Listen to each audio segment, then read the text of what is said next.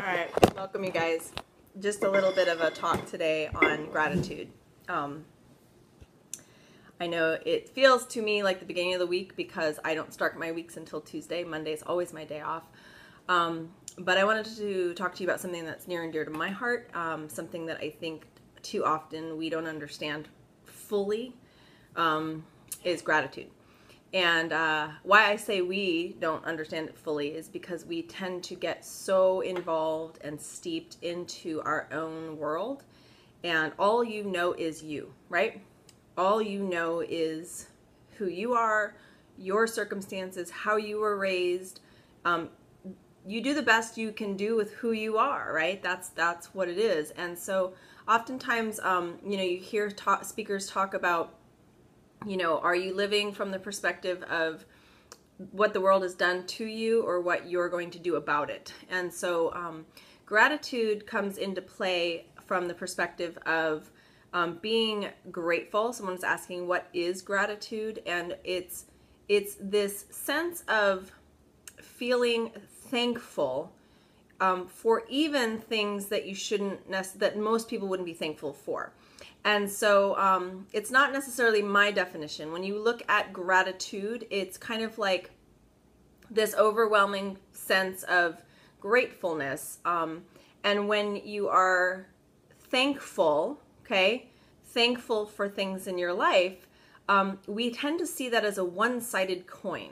And what I mean by that is you could write, I'm going to give you a challenge right now. I want you to take a pen and paper out, and for the next several days, because you probably won't be able to do this in one day, I would like you to write every single thing in your life that you're grateful for. That does not mean writing down 100 different people that you know, because that could be very easy and you can get to 100 very easily.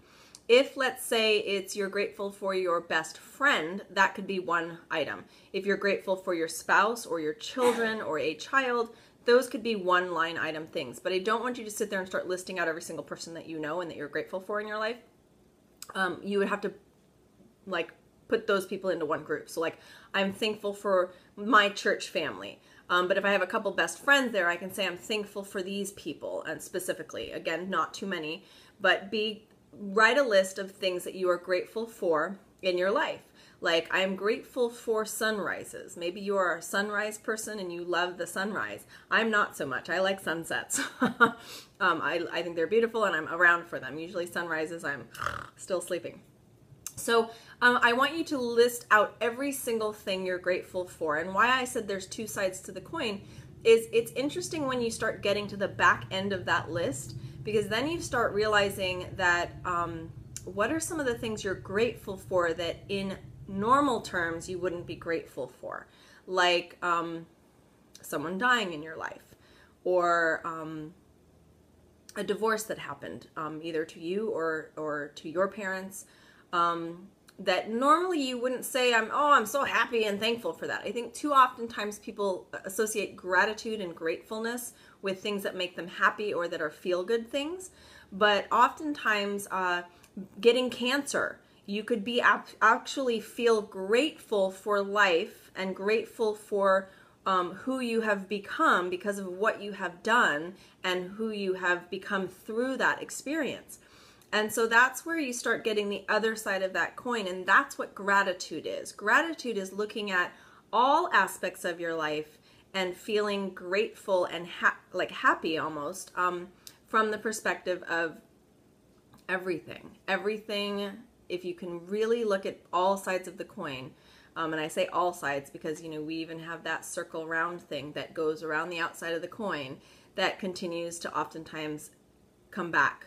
Things that constantly come up in your life. You might have one side and the other side, but then you have that thing that keeps running around, and you're like, dang it, this thing keeps coming up in my life.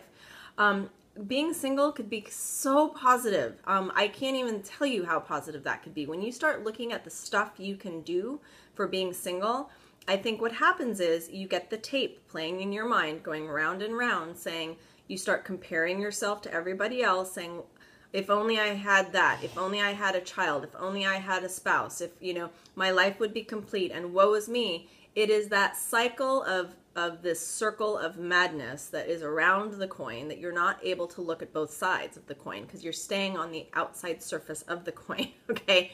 And all that is it's a comparing. You're kind of like, well, I'm not over there, I'm not over there. I wish I had that. And that thought process of, I wish I had a better house, or I wish I had any other thing, more money in the bank. I wish I had my debts paid off. I wish I didn't live with this pain or this cancer or this whatever it is that you wish you didn't have.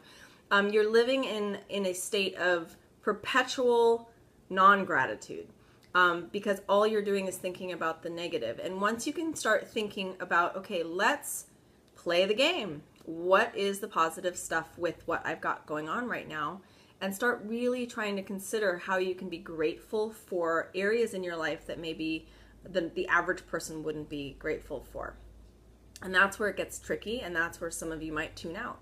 So I'm just going to encourage you guys to look at your life from a gratitude perspective.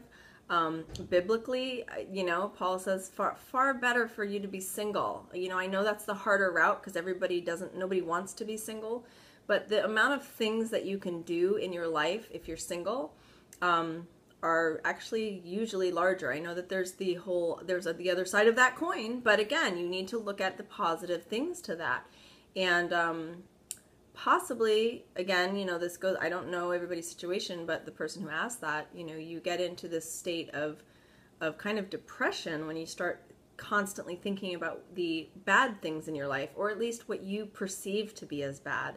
And when you start looking at them as positives and you start playing to the positives in them, that's when your life changes. That's when the things happen that you never expected to happen. And that's when gratitude comes into play. So I encourage you guys to write that list out. I challenge you to try and come up with 100 specific individual things that you are grateful for in your life. Don't discount all of the bad. That's where it starts coming into play at the end of that list. For me, that was when I did that list without knowing how that worked. When I got to around 70, 71, I couldn't think of anything else. I'd really exhausted the list. And then I started thinking, my mind went right to the bad things and thought, wow, I am grateful for that thing that happened in my life. And I am grateful for that crappy thing that happened in my life. And so to really understand gratitude from both sides of the coin, and then also that circle on the outside of the coin, and how you can respond to that. So share this with your friends. I want to spread as much gratitude as possible. I want to start the year off with gratitude and understanding what gratitude is and getting our lives on track from that perspective to help change everyone's lives. Because the more gratitude you can share and have in your life, the more positive outcomes you'll experience and the more positive people will be around you. Just watch the beautiful things happen in your life when you truly embrace gratitude. Okay, you guys, so share this with your friends if you can. Share it on Twitter. Get it out there. We want to make sure our friends are grateful and have gratitude. I love you guys. Have a fantastic day. Bye.